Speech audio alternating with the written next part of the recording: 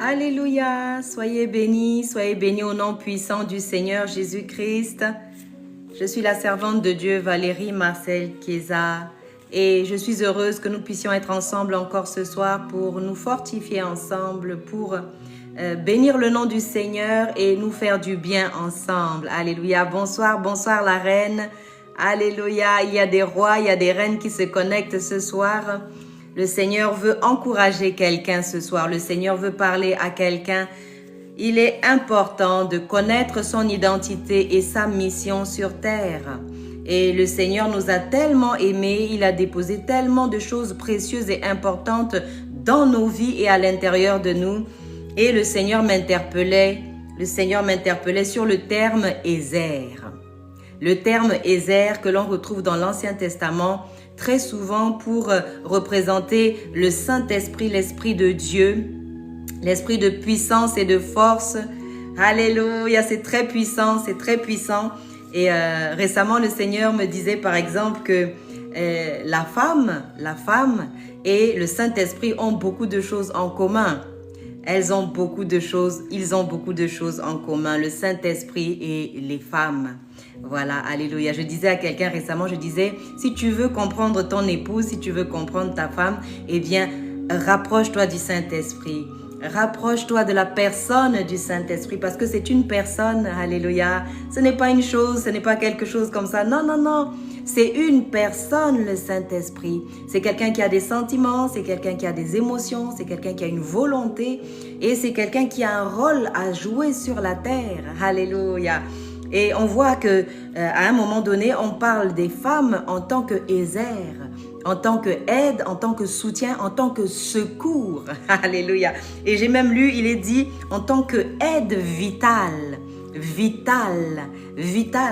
Et combien de femmes, d'épouses dans la parole de Dieu ont sauvé la vie de leurs époux? Combien? Alléluia. Combien? Nous revenons même dans la Genèse tout au début, où quand le Seigneur, il arrive dans le jardin, l'Éternel arrive dans le jardin et qu'il voit qu'il y a eu la catastrophe, que Ève et Adam avaient consommé le fruit défendu. Le péché était entré dans le monde, eh bien, il dit quelque chose, il dit la descendance de la femme écrasera la tête du serpent. Oui, il lui mordra le talon, c'est vrai, et c'est pas toujours facile, mais elle lui écrasera quand même la tête. Alléluia, j'aime ça. J'aime comment le Seigneur répare les situations. J'aime comment d'une situation qui était vraiment désespérée, là où tout le monde se dit non, là c'est plus possible, là c'est fichu, là il n'y a plus d'espoir, là on peut plus récupérer quoi que ce soit. Et là le Seigneur, il fait intervenir miraculeusement le secours, l'aide. C'est merveilleux. Le Seigneur est merveilleux, il est vraiment merveilleux. Il est glorieux, il est tellement bon envers nous.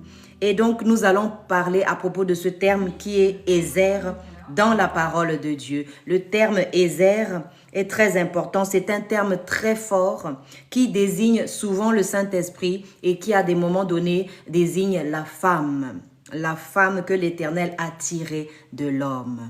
Alléluia. Il y a ici des hommes valeureux, il y a ici des hommes très importants.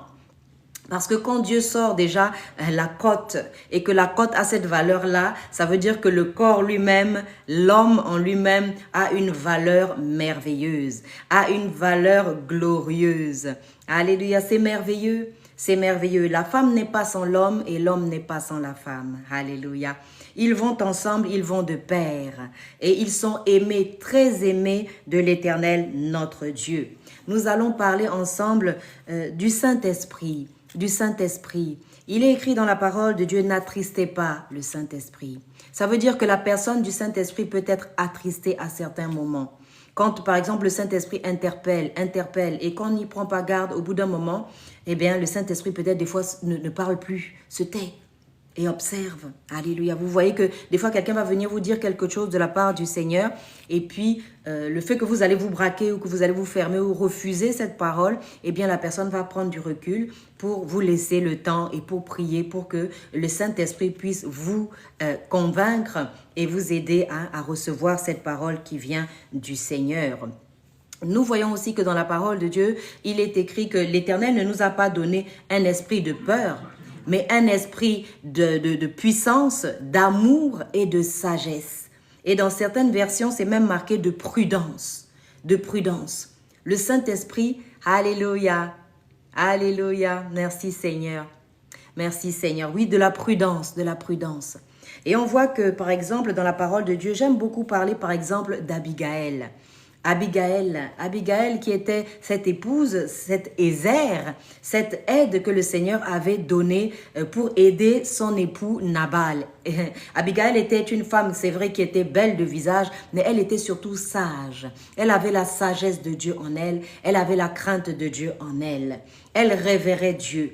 Et quand son mari Nabal a failli poser un acte qui allait être dommageable pour lui et pour sa famille, eh bien, elle a essayé vraiment de sauver les choses.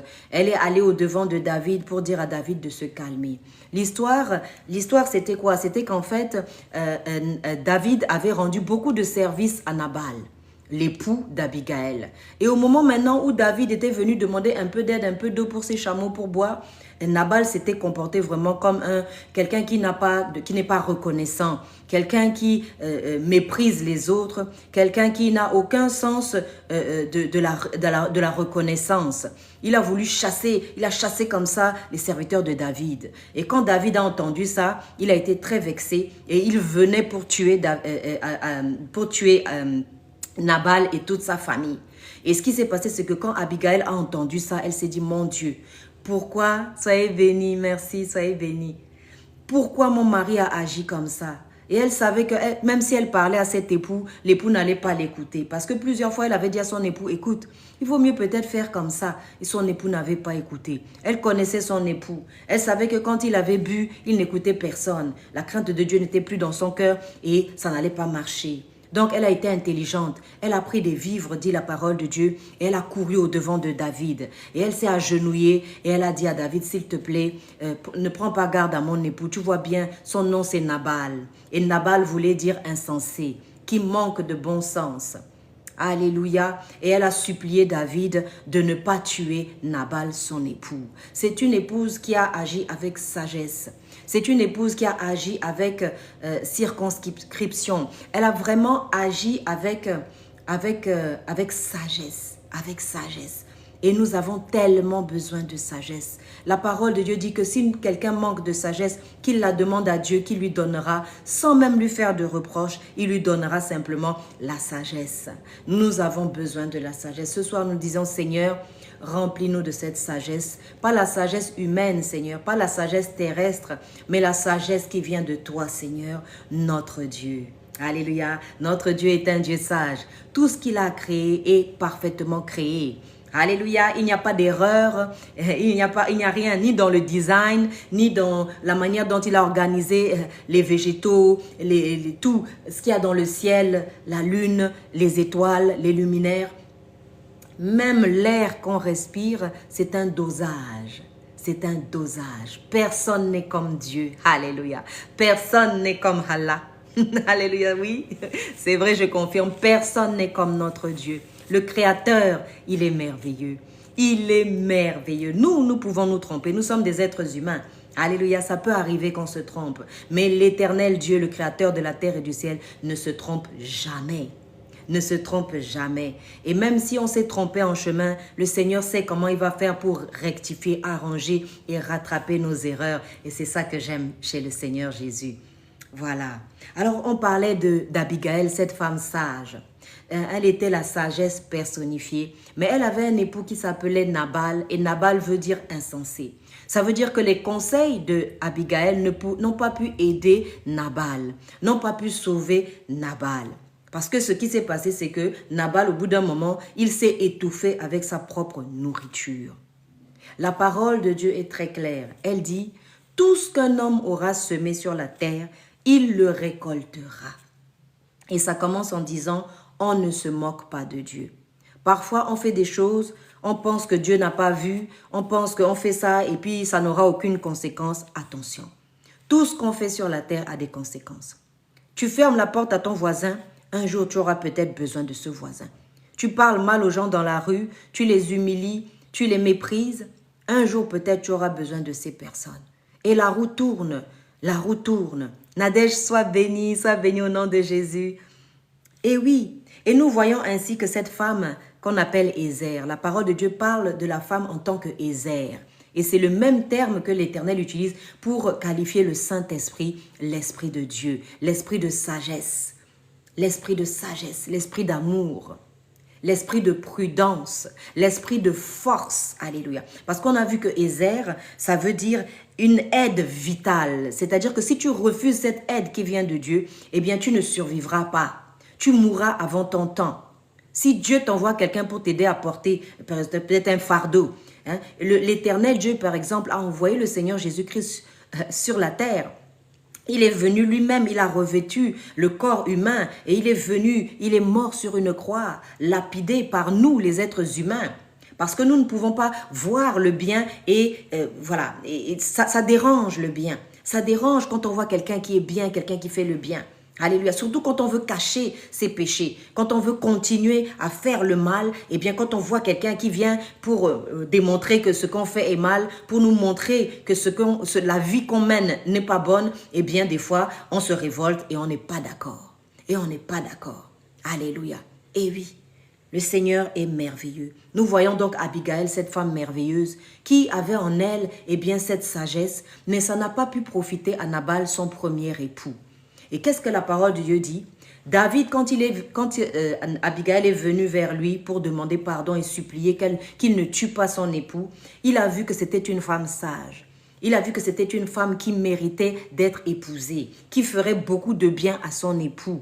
Et nous voyons que dans Proverbe 31, nous voyons ici une dame qui donne des conseils à son fils qui doit devenir roi. Et elle lui dit comment il doit choisir son épouse. Elle lui dit à quoi doit ressembler son épouse. Alléluia. Elle lui dit par exemple qu'il ne doit pas consommer du vin s'il veut devenir roi. Parce que le vin perd les rois, leur fait faire n'importe quoi. Alléluia.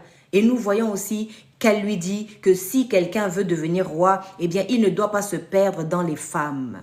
Il ne doit pas avoir plusieurs femmes et des concubines et des maîtresses partout. Parce qu'il va éparpiller tous les bienfaits, tout le dépôt, ce dépôt. Vous savez, en l'homme, il y a tout. Il y a la durée de sa vie. Voyez-vous, il y a sa force humaine. Il y a toutes les bénédictions qu'il doit recevoir. Et quand un homme va avec plusieurs femmes, eh bien, il libère ces bénédictions partout. Et du coup, ce n'est plus à l'intérieur de lui, il ne pourra pas en jouir. C'est pour ça que vous voyez certaines personnes qui ont l'apparence de quelqu'un qui est riche, qui ont l'apparence de quelqu'un qui devait réussir dans la vie. Mais quand vous regardez sa vie, vous vous dites, ah, il y a un décalage. Ce monsieur, il est intelligent, il devait avoir un bon poste, mais voilà dans quel état il est. Hein, ce monsieur, il devait devenir quelqu'un, mais regardez, il est là comme un clochard. Ce n'est pas normal. Ce n'est pas normal. L'Éternel nous a fait tellement de bien. L'Éternel a déposé tellement de bienfaits en nous. Si seulement nous pouvons en prendre conscience et sécuriser ces choses, prendre soin de ces choses, protéger ces choses. Alléluia. Un homme qui veut devenir un roi, il doit protéger tout ce que l'Éternel a déposé dans sa vie. Il est même écrit qu'un tel homme ne doit aller qu'avec son épouse pour que ça reste dans le foyer. Et ça revient vers l'homme et il en jouit.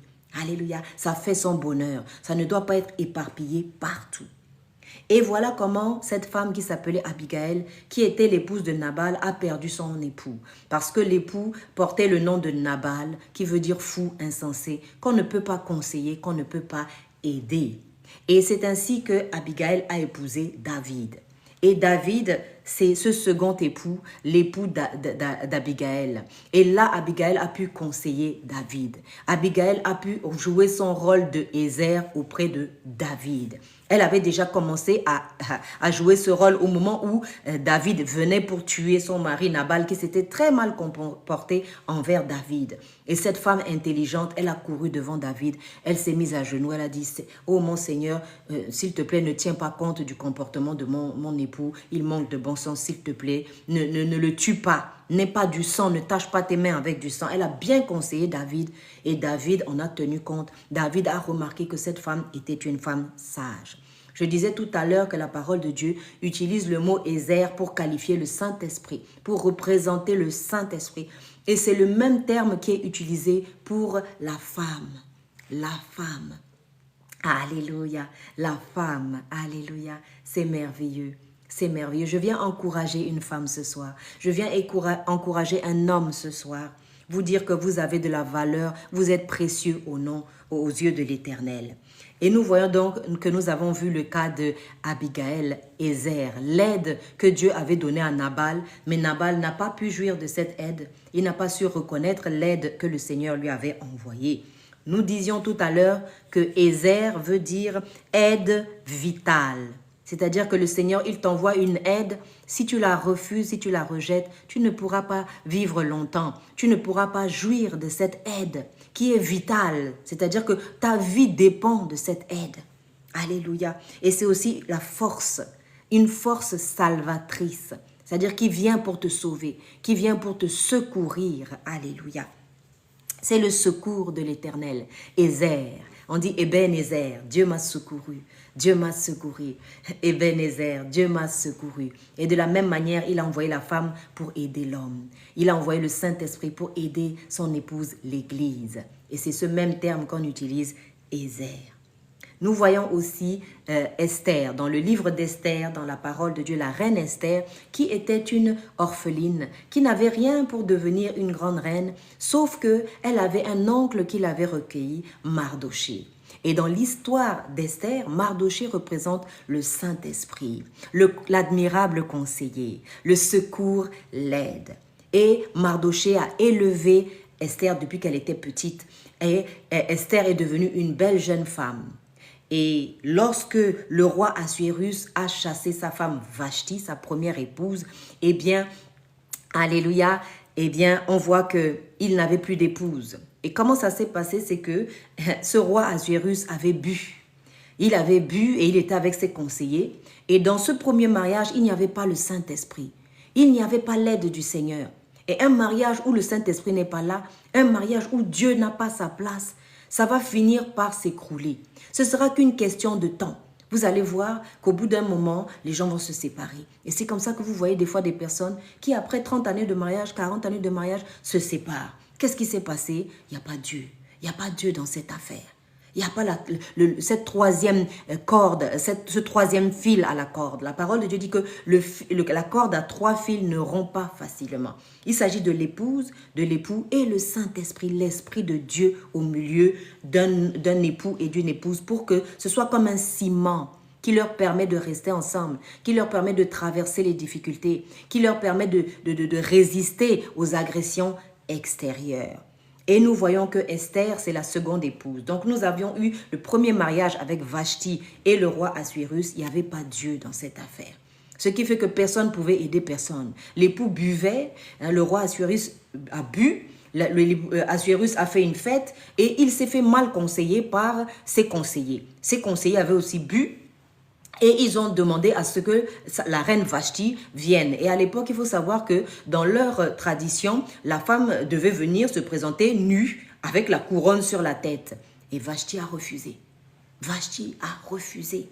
Mais le roi, sous l'effet de l'alcool et des mauvais conseils de ses conseillers, eh bien, il a pris la mauvaise décision. Les conseillers lui ont dit, écoute, si tu laisses ton épouse Vashti te déshonorer, refuser de venir alors que tu l'as appelée, toutes nos femmes, nos épouses vont entendre ça et puis elles vont nous mépriser, elles ne vont plus nous obéir. Vous voyez les mauvais conseils que certaines personnes peuvent vous donner.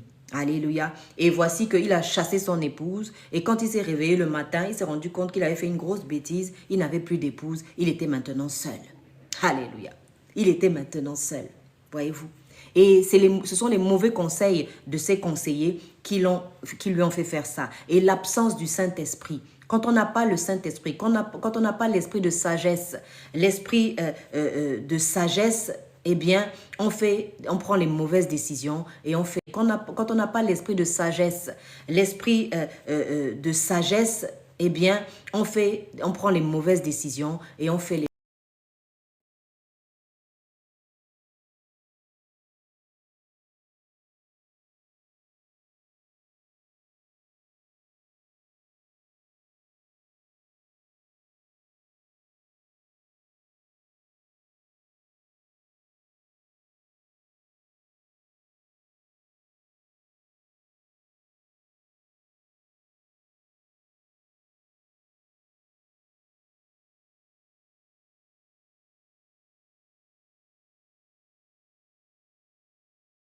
Parce que s'il n'y a pas l'amour de Dieu dans un couple, les difficultés vont faire craquer ce couple.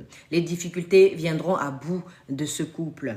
Alléluia. Et l'amour est très important, l'amour de Dieu. Alléluia. Il ne s'agit pas juste d'une attirance sexuelle ou d'une attirance des sentiments et tout ça. Non, il s'agit d'un amour. L'amour de Dieu, c'est un amour réfléchi. Et l'amour, ce sentiment d'amour qu'on peut éprouver pour quelqu'un, pour un homme, pour une femme, ne peuvent pas suffire à faire durer un mariage. Un mariage dure par la connaissance de la parole de Dieu et par le respect des principes divins. C'est pourquoi vous allez voir, par exemple, des gens qui n'ont pas forcément le Seigneur dans leur vie, mais qui sont fidèles à leurs épouses et qui verront leur mariage perdurer. Voyez-vous? Parce que, eh bien, c'est la parole de Dieu qui régit toutes choses. Vous savez, si le ciel se tient au-dessus de la terre et ne tombe pas sur le sol à terre, pourtant il y a cette loi de l'attraction, mais le ciel, Dieu a placé ça d'une manière que ça ne peut pas tomber sur la terre. Le ciel ne peut pas tomber sur nos têtes et sur la terre, c'est pas possible. Parce que c'est Dieu qui a établi les choses comme ça. Et ce que Dieu établit dure à jamais, dure éternellement. Alléluia. Mais ce que nous les hommes, nous bidouillons, nous trafiquons, eh bien, ces choses ne durent pas si elles ne sont pas assises sur les principes divins de la parole de Dieu. Je vois quelqu'un vouloir réussir un mariage ici. Je vois quelqu'un peut-être qui a vécu un premier mariage qui n'a pas perduré, qui s'est terminé, qui s'est soldé par un échec, et un deuxième mariage à nouveau et qui se solde encore par un échec, parce que tant qu'on n'a pas acquis les principes divins qui régissent le mariage, tant qu'on n'a pas compris à quoi sert une épouse, à quoi sert un époux et qu'est-ce que le mariage, eh bien on va continuer à échouer, échouer, échouer. Alléluia. C'est comme un moule. Si le moule est gondolé, si le moule est abîmé, vous avez beau faire 10 000 gâteaux dedans, le gâteau sortira toujours avec la forme gondolée qu'il y a dans le moule, à moins de changer de moule. Il faut changer de moule. Et c'est là que le renouvellement de l'intelligence intervient. Oui, la parole de Dieu dit que aussi longtemps que le fils, le roi ou le prince de la maison reste un enfant, il n'est pas différent d'un esclave. Il ne peut pas jouir des biens de la maison. Il est là, c'est vrai, c'est lui le roi, c'est lui le prince, mais il ne peut pas être un prince, il ne peut pas vraiment avoir l'apparence d'un prince, les bénéfices, les bienfaits que peuvent récolter les princes parce qu'il ne connaît pas les choses de Dieu. Il ne connaît pas les principes divins. Donc, il est important de connaître la parole de Dieu et surtout de la mettre en pratique. Alléluia.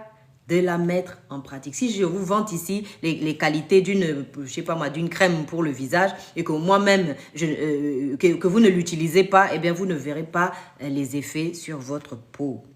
La parole de Dieu n'est pas juste faite pour être lue, pour être partagée, mais pour être mise en application. Et c'est là que nous verrons les fruits merveilleux, les fruits qui reflètent la gloire de Dieu. Et donc, nous voyons que Esther est arrivée avec Mardoché le Saint-Esprit. Et elle a su comment conseiller son époux. Hein? Quand l'époux a à nouveau bu et a encore parlé avec Aman, eh bien, ils ont pris la mauvaise décision. Aman a fait signer des documents au roi pour faire tuer tous les Juifs de l'époque. Et Esther a usé de sagesse. Elle a usé de sagesse. Elle a pris conseil auprès de Mardoché qui est le Saint-Esprit. Elle a fait ce que le Saint-Esprit lui a dicté, ce qu'il lui a demandé de faire. Et elle a conseillé son mari. Et son mari a pris les bonnes décisions. Oui. Il a pris les bonnes décisions par après. Et le peuple juif a pu être protégé, gardé, sauvegardé. C'est ce qu'on disait tout à l'heure. La femme, c'est Ezer, c'est l'aide, c'est le secours vital. Une femme sage, elle est la couronne de son époux. La parole de Dieu dit que la femme insensée, c'est comme une carie dans la bouche d'un homme. Alléluia. Nous sommes des femmes. Nous voulons être sages. Nous voulons marcher selon la sagesse de Dieu. Alléluia. Nous voyons donc l'histoire d'Esther. Nous avions vu l'histoire d'Abigaël. Nous voyons aussi l'histoire de Séphora. Séphora qui était l'épouse de Moïse et qui, à un moment donné, a dû couper le prépuce de son fils parce que c'était la loi à l'époque et tout ce qui était de cette tribu-là devait, en reconnaissance à l'Éternel, par rapport aux ordres, aux lois que l'Éternel avait établies, devait circoncire leur bébé mâle. Et Moïse ne l'avait pas fait. Pourtant, Moïse était un grand connaisseur de la loi, mais je ne sais pas ce qui s'est passé. Ça peut arriver à tout le monde. Nous sommes des êtres humains, nous sommes faillibles et c'est pour ça que Dieu nous donne des aides. Le Saint-Esprit pour nous rappeler que « Ah Valérie, tu as oublié de faire telle chose. » Oh, ou alors ton épouse peut-être va te dire « Écoute mon époux, voilà aujourd'hui tu avais un rendez-vous, tu as peut-être oublié. » Voilà. Alléluia. Voilà, voilà. Et c'est ainsi qu'on voit que Séphora a fait ce qu'il fallait parce que si Séphora n'avait pas posé cet acte, elle n'avait pas circoncis leur premier-né, eh bien, la colère de l'Éternel, la loi de l'Éternel devait s'appliquer et Moïse allait mourir, son époux allait mourir. Et c'est là qu'on voit que c'est vrai que Ézer, l'aide, l'épouse que Dieu donne à un homme, doit lui sauver la vie. Elle est là pour lui sauver la vie. C'est-à-dire que tous les matins où ton époux se lève, il doit pouvoir dire « Ah, mon épouse, heureusement que tu es là. Si tu n'avais pas été là, oh, on m'aurait tué hier. Oh, on m'aurait coupé la tête. Oh, ça aurait été un gros problème au travail. » Alléluia. Je parle à des femmes sages ce soir. Nous voulons être des femmes sages. Nous voyons aussi dans la parole de Dieu Déborah. Déborah qui était prophétesse, Déborah qui était l'épouse de Lapidote. Elle était épouse, elle était mère, et elle était aussi prophétesse et juge en Israël à cette époque-là. Elle était la solution de Dieu pour une époque où il y avait des problèmes de responsabilité. Alléluia. Il y avait des problèmes de responsabilité.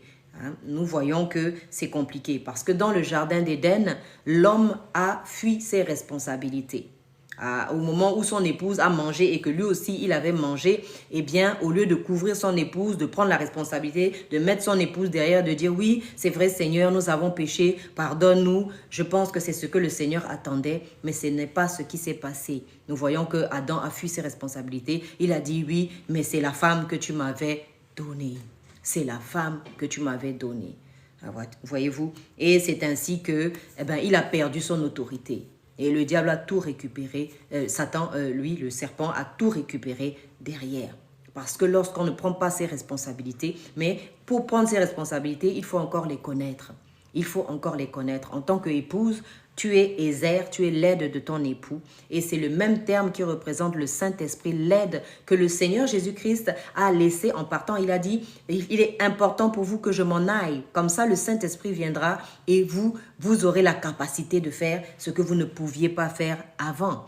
Nous voyons par exemple que Pierre, lorsqu'on a crucifié le Seigneur Jésus, eh bien, il avait vraiment peur. Il n'avait que ses propres capacités et il a renié le Seigneur Jésus en disant « je ne le connais pas ». Il avait peur de mourir.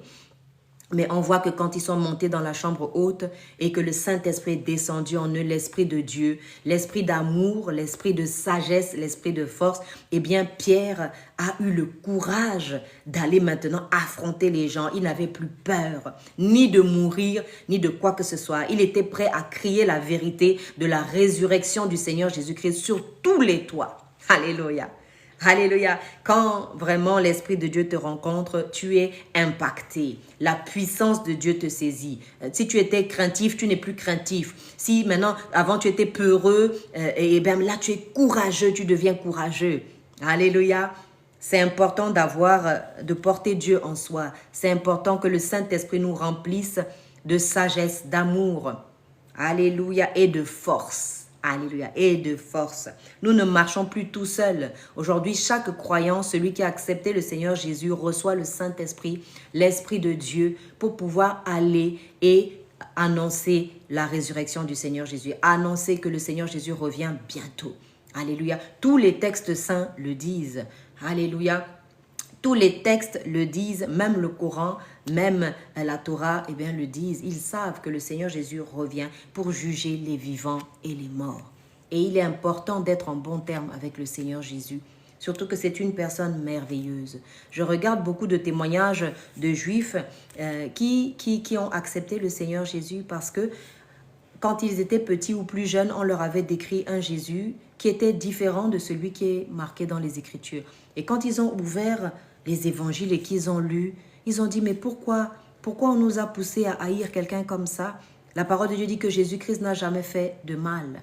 Il n'a commis aucun péché. Il allait de lieu en lieu, guérissant les malades, délivrant ceux qui étaient sous l'emprise du diable. Comment est-ce qu'on peut haïr une personne comme ça? Dites-moi. À moins d'avoir un cœur mauvais, à moins d'avoir vraiment l'envie de faire le mal ou des intentions mauvaises. Mais quand quelqu'un fait le bien, ne peut-on pas reconnaître et dire oui, cet homme c'est un homme saint, cet homme c'est un homme bien, ou cette femme c'est une femme bien. Alléluia, alléluia, que le Seigneur nous aide. Que le Seigneur nous aide. Alléluia. Il est aussi dit quelque chose, il y a Paul qui parle, l'apôtre Paul dans le livre, dans 1 Corinthiens 13 à partir du verset 11, il dit quelque chose, nous allons lire la parole de Dieu ensemble. Il est dit ceci, « Lorsque j'étais enfant, je parlais comme un enfant, je pensais comme un enfant, je raisonnais comme un enfant. Lorsque je suis devenu un homme, j'ai fait disparaître ce qui est de l'enfant.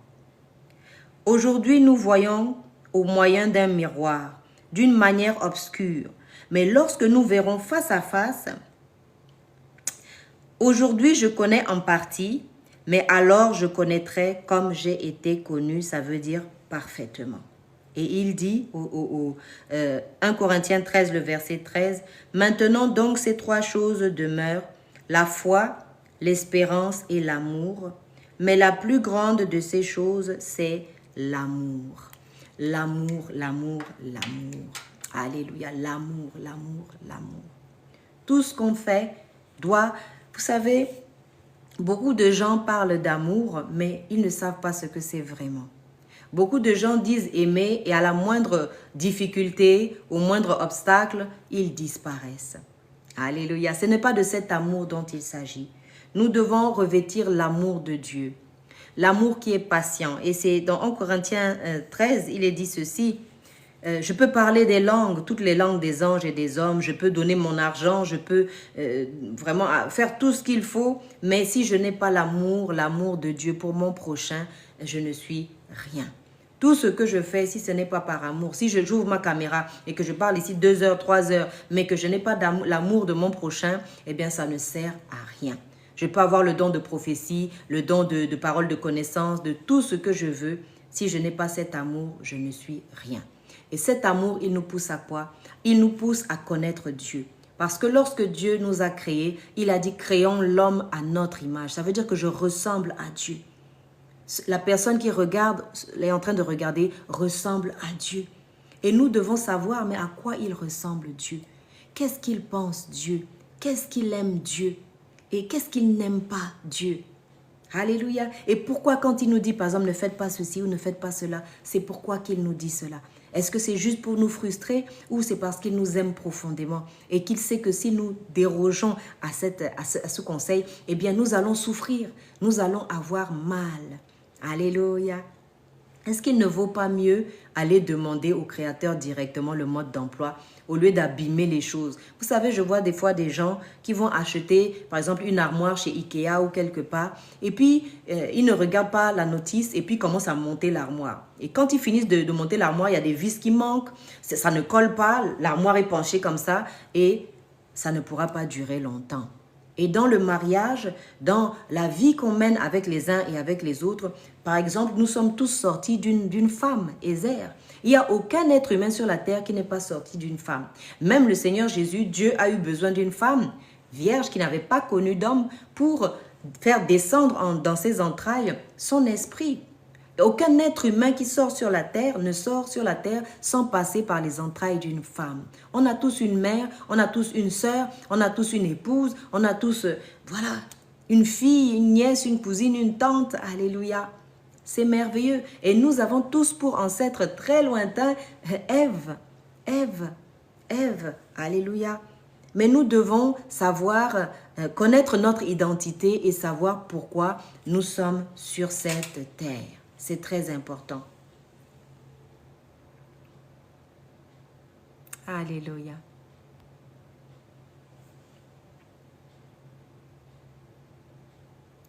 Alléluia. Vous savez, il y a des choses qu'il ne faut pas forcer dans la vie. Il y a des relations qui doivent partir parce que ce n'était peut-être pas le bon choix. Il y a des choses qui ne nous correspondent pas. Si vraiment c'est la personne de votre destinée, il suffit de dire, Seigneur, Cette personne qui est partie pour une raison ou pour une autre, ce mari avec lequel peut-être on s'est séparé ou on a divorcé, si c'est ta volonté que c'était l'homme de ma vie et que je suis passée à côté pour une raison ou pour une autre, Seigneur, ramène-le.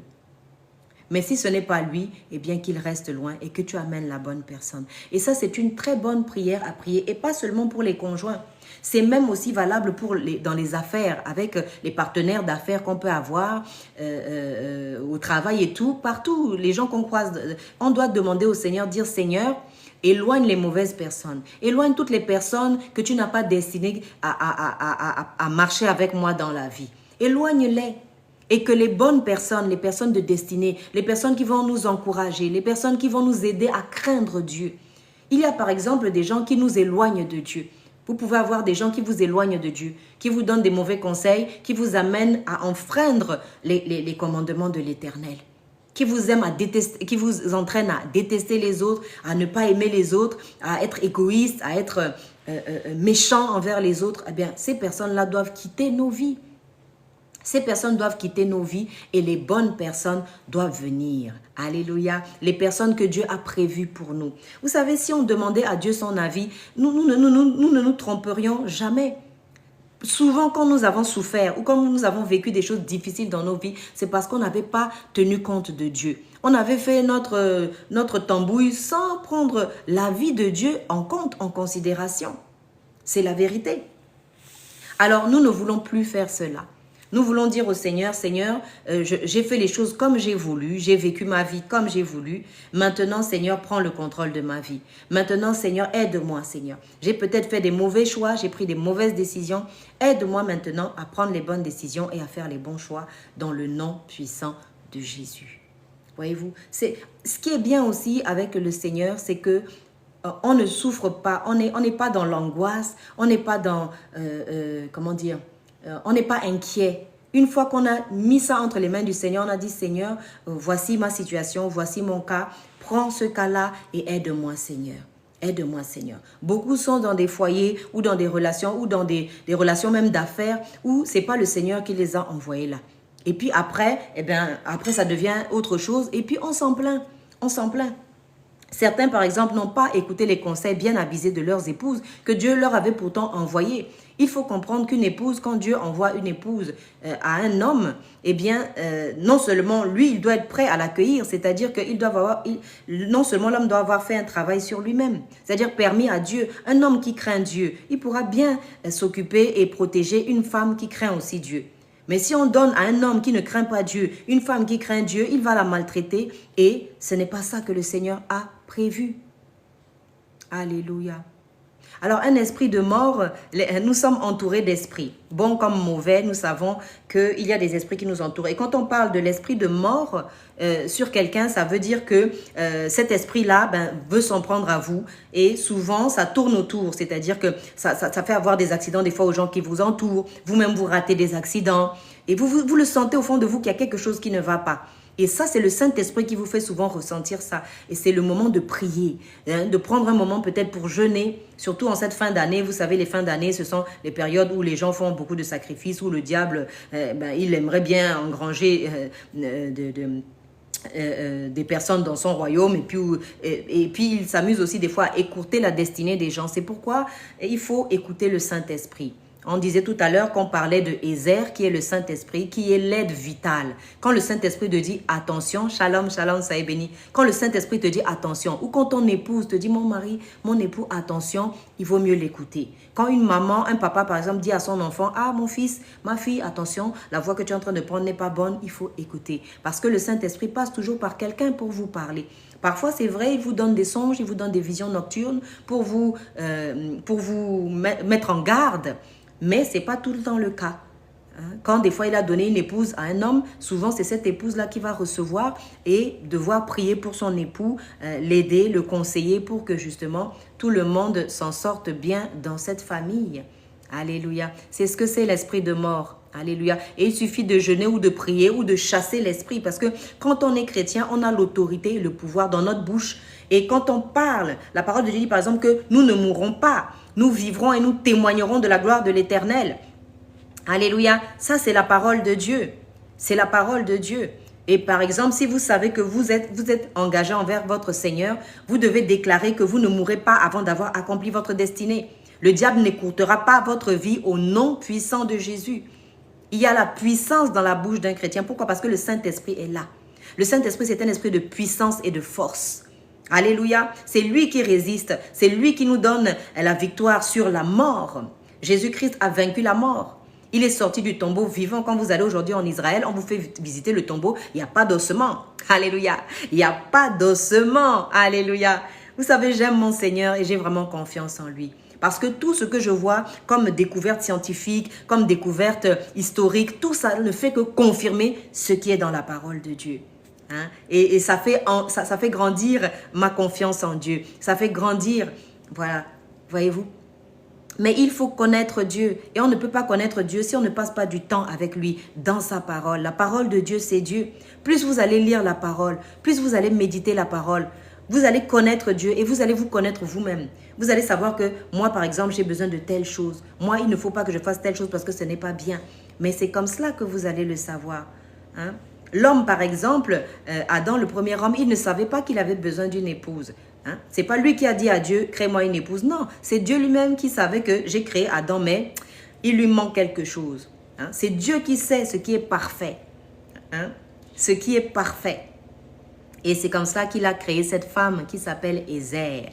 Hein, elle est nommée Ézer, qui veut dire l'aide vitale. C'est-à-dire que quand on vous l'envoie, c'est pour vous sauver, pour vous aider, pour vous secourir. C'est le secours, c'est la force et c'est la force salvatrice. Une force qui vient pour vous sauver. Alléluia. Ézer, on parle de Ézer ce soir et c'est merveilleux. C'est merveilleux. La parole de Dieu dit aussi, malheur à celui qui est tout seul, parce que s'il tombe, il n'y a personne pour le relever. Mais celui qui a quelqu'un à côté avec lui pour marcher, eh bien, s'il tombe, la personne peut le relever. La personne peut l'accompagner quand il va pour faire des opérations, par exemple à l'hôpital. La personne peut, voilà, l'aider, le soutenir, le secourir, lui tenir compagnie et le conseiller pour que sa vie prospère et que tout le monde soit heureux dans cette maison. Alléluia. C'est merveilleux. C'est merveilleux ce que le Seigneur fait. Le Saint-Esprit, c'est une personne, Ézer, et elle a des sentiments. Je disais au début de ce live que la femme et le Saint-Esprit ont beaucoup de choses en commun. Hein? Le Saint-Esprit, c'est la sensibilité de Dieu. Hein? C'est un peu comme la femme. La femme aussi est très sensible. Hein? Elle a des émotions. La femme a des émotions. Elle a une volonté. Elle a aussi une vocation, un rôle sur la terre. La raison pour laquelle Dieu a créé la femme, il l'a tirée de l'homme, c'est pour aider l'homme, c'est pour le soutenir et l'assister, l'accompagner dans la vie. Et de la même manière, la raison pour laquelle le Saint-Esprit a été envoyé par le Seigneur Jésus, eh bien, c'est pour nous secourir, c'est pour nous aider, c'est pour décupler nos capacités. La parole de Dieu dit que 1 fera fuir 1000, mais 2 feront fuir 10 000. Quand on est ensemble et qu'on est soudés, la prière d'accord, par exemple, lorsqu'un homme et une femme, un époux et une épouse se mettent ensemble, ou même un frère et une sœur, ou deux sœurs ou deux frères, les deux personnes s'accordent sur la terre pour demander quelque chose, cette chose leur sera accordée. La parole de Dieu nous dit aussi que l'amour, c'est le lien de la perfection. L'amour, c'est le lien de la perfection. Nous devons grandir avec le Seigneur. Un homme doit mûrir. Par exemple, le mariage n'est pas pour des enfants. Les enfants ne se marient pas. Et encore, ce n'est pas parce qu'on a un certain âge qu'on se marie, mais c'est parce qu'on a atteint une certaine maturité pour pouvoir endosser les responsabilités d'un foyer, pour pouvoir gérer les situations de crise d'un foyer, protéger le foyer. Alléluia. Et tout ça, c'est le plan de Dieu, c'est le projet de Dieu. Dieu l'a prévu comme cela. Mais très souvent, on se marie, on est très jeune, on n'y connaît rien. Mais il faudrait pouvoir se rattraper par la suite. Être enseigné sur le mariage. Être enseigné sur le rôle de tout un chacun dans le mariage. Le rôle de l'épouse, le rôle de l'époux. Et le mariage, en quoi ça consiste exactement. Voilà. Ézer, c'est le terme utilisé pour représenter la femme. La femme. Et nous avons vu que dans la parole de Dieu, beaucoup de femmes ont manifesté la sagesse, l'Esprit de Dieu. Voilà. Et nous ne voulons pas être des femmes insensées. Parce que la parole de Dieu dit que la femme insensée, elle détruit sa maison de ses propres mains. De ses propres mains. Donc, nous devons veiller à avoir toujours le Saint-Esprit en nous, l'Esprit de Dieu, qui va nous éclairer, qui va nous aider, qui va même nous prévenir des choses. Alléluia, nous prévenir des choses. Par exemple, tout à l'heure, je voyais quelqu'un qui demandait par rapport à l'esprit de mort. Ça veut dire que vous avez été prévenu qu'il y a cet esprit qui rôde autour de vous, de vos enfants, de votre époux, de votre maison, de votre famille. Donc, c'est à vous de vous lever dans la prière et de prendre autorité au nom de Jésus, de chasser cet esprit de mort de votre maison et de votre foyer. Et cette histoire d'esprit de mort, ça me rappelle aussi l'histoire des Hébreux en Égypte à l'époque de Pharaon, où l'esprit de mort, l'esprit de Dieu allait passer et la mort allait rentrer dans toutes les maisons des personnes qui n'avaient pas obéi en mettant le sang de l'agneau au-dessus des portes et sur les linteaux. Et ça voulait représenter le sang de Jésus qui est venu par la suite mourir à la croix et verser ce sang qui n'est pas semblable aux autres sangs, parce que Jésus-Christ n'est pas le fruit de l'union d'une femme et d'un homme, c'est le Saint-Esprit, l'Esprit de Dieu qui est descendu dans les entrailles de Marie. D'où sa capacité à ne pas pécher, d'où sa capacité à nous soutenir et à nous secourir en tout, parce qu'il a été tenté comme nous, il a été dans des difficultés comme nous, dans des épreuves comme nous, mais il a vaincu toutes ces épreuves, il les a traversées avec brio, et c'est pourquoi il est capable de nous assister lorsque nous aussi nous traversons des épreuves ou que nous sommes en difficulté. Nous pouvons faire appel au Seigneur Jésus. Alléluia, et il nous secourt et nous aide au travers du Saint-Esprit. Alors, sachons reconnaître les aides que l'Éternel nous envoie, ces aides vitales pour que nous puissions vivre et voir la gloire de Dieu et que nous ne puissions pas mourir avant notre temps, que le diable, l'ennemi de nos âmes, ne puisse pas écourter notre temps sur la terre et que nous ne puissions pas accomplir toute la destinée que l'Éternel avait prévue pour nous. Alléluia, merci Seigneur. Merci Jésus. Alléluia. Alléluia, soyez bénis. Je regarde un petit peu les questions. Oui, le Saint-Esprit est rassurant, effectivement. Il est doux et voilà. C'est quelqu'un de très doux, le Saint-Esprit. Il est très doux. Et même quand il vient pour reprocher ou pour reprendre, il y a cet amour qui fait que on accepte le reproche, on accepte de se repentir, on accepte de changer parce que il nous parle avec amour. Il nous parle avec amour. Et cette aide, nous parle avec amour, nous reprend avec amour, nous corrige avec amour, nous enseigne avec amour, toujours avec amour. Voilà, toujours avec amour. Voilà. Alors, soyez bénis vraiment. Nous avons pu passer 1 heure ensemble. C'est très court, mais on aura l'occasion de partager à nouveau ensemble. Mais le Seigneur m'interpellait donc sur le fait que Ézer, ce terme est utilisé pour le Saint-Esprit, l'Esprit de Dieu, et aussi pour la femme que Dieu a créée, qu'il a tirée de l'homme. Et donc, ça veut dire qu'il y a beaucoup de ressemblances entre les deux. Alléluia. Et beaucoup de choses qu'ils ont en commun. Hein? Le fait que les émotions, la volonté, les sentiments, la sensibilité. Alléluia.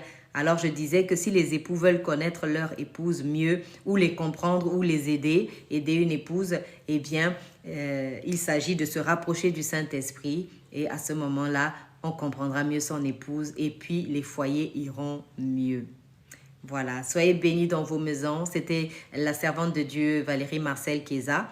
Et nous allons prier ensemble, nous allons demander à Dieu de nous aider. Peut-être qu'il y a des personnes qui ont pris des mauvaises décisions, qui ont fait de mauvais choix, qui ont eu peut-être des premiers mariages et même un second mariage qui a échoué parce qu'il n'y avait pas le Saint-Esprit, il n'y avait pas Dieu au milieu des partenaires. Et nous voulons que ce Saint-Esprit nous aide parce qu'il nous enseigne le Saint-Esprit. Cette personne qui est le Saint-Esprit nous enseigne, c'est un enseignant. Et c'est aussi l'esprit d'amour et l'esprit de sagesse. C'est-à-dire qu'il va nous enseigner comment vivre un mariage, comment traiter son époux, comment traiter son épouse et comment vivre un mariage heureux conformément à ce que Dieu préconise. Alléluia. Nous allons prier ensemble. Seigneur notre Dieu, nous te remercions pour ces moments précieux que nous avons passés ensemble. Nous sommes heureux, Seigneur, de découvrir le Saint-Esprit, de voir, Seigneur, que c'est une personne merveilleuse, que c'est notre aide, que nous avons tout intérêt à l'accueillir et à recevoir ses conseils et son instruction. Saint-Esprit, nous te demandons pardon si nous t'avons offensé, si nous t'avons attristé, Seigneur, si nous avons pris des décisions contraires à ce que tu nous as conseillé, nous te demandons pardon. Nous avons peut-être échoué un premier mariage, échoué même un deuxième, voire un troisième mariage, parce que nous n'avons pas su écouter ta voix, Saint-Esprit. Nous prions maintenant que, Seigneur, partout, Seigneur Jésus, où nous avions pris des mauvaises décisions, Saint-Esprit, que tu nous aides à réparer, Seigneur, à réparer, Seigneur. Que tu viennes nous aider à réparer, Seigneur. Remplis-nous, Seigneur. Remplis-nous, Saint-Esprit, de sagesse, d'amour et de force pour faire la volonté de Dieu et pour manifester la gloire de Dieu. Je prie encore que le Saint-Esprit nous aide, nous, en tant que femmes aussi, Seigneur, à être une bonne aide pour nos époux, à être une bonne aide pour nos parents, pour nos familles, que le Seigneur nous aide à bien le représenter sur terre, à être cette aide semblable, Seigneur, à être cette aide vitale, Seigneur, que tu as envoyée, Seigneur. Aide-nous, Seigneur, que nous soyons des femmes sages, que nous soyons des femmes qui bâtissent leur maison et pas des femmes qui détruisent leur maison de leurs propres mains. Remplis-nous de sagesse et de discernement. Bénis aussi les hommes, Seigneur, qui ont, Seigneur, visionné cette vidéo. Donne-leur aussi cet esprit de sagesse, Seigneur. Ce Saint-Esprit, l'Esprit de Dieu, que le Saint-Esprit vienne habiter dans ces hommes pour les remplir d'amour, l'amour de Dieu, pour les remplir de sagesse et pour les remplir de force pour accomplir ce que l'Éternel leur a donné comme responsabilité. Que ces hommes soient bénis, que ces femmes soient bénies, que les enfants aussi soient remplis de l'esprit de sagesse pour obéir à leurs parents, pour révérer leurs parents et pour rester sous la protection de leurs parents selon l'ordre que l'Éternel a donné. Merci Père, dans le nom puissant de Jésus. Pour tous ceux qui ne sont pas encore baptisés du Saint-Esprit, je prie que le Saint-Esprit vous visite, que le Saint-Esprit vous visite, que le Saint-Esprit vous remplisse. Alléluia, le Saint-Esprit remplit les personnes qui ont donné leur vie au Seigneur Jésus, qui ont accepté le Seigneur Jésus dans leur vie. Le Seigneur Jésus, c'est un gentleman. Alléluia, il vient et il toque à la porte. Il dit, si tu entends ma voix aujourd'hui, ne résiste pas. Si quelqu'un veut accepter le Seigneur Jésus, nous prions ensemble, nous disons, Seigneur Jésus, je reconnais que j'ai vécu ma vie sans toi jusqu'à présent. Je ne savais pas que tu m'aimais autant. Je ne savais pas que l'Éternel Dieu t'a envoyé pour mourir à la croix pour moi. Que tu as accepté de mourir à la croix pour moi. Que ton sang a coulé pour moi. Je t'accepte dans ma vie ce soir. Inscris mon nom dans le livre de vie et remplis-moi de ton Saint-Esprit afin que je puisse manifester ta gloire, Seigneur, dans le nom puissant de Jésus. Amen. Amen, amen, amen. Soyez bénis dans vos maisons. Soyez bénis et à très bientôt. À très bientôt. Restez dans la paix de Dieu. Alléluia.